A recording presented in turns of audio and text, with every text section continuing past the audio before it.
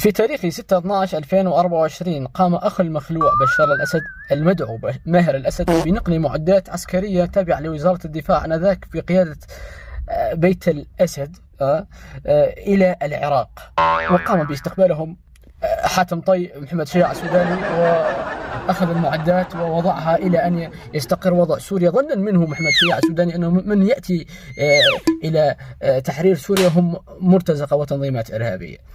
الآن نحن يعني أثبتنا للعالم جميعا بأننا دولة يا محمد شياع السوداني. معداتنا وين؟ ماهر الأسد وين؟ ناوي ترجع ولا أنت ناوي ترجع؟ تخاف الله ولا ما تخاف الله؟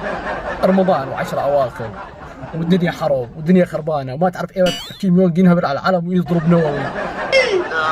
أول يا ربك هل من مبارز؟ رجعنا المعدات يا أخي. طرقاعة وريدها نحن.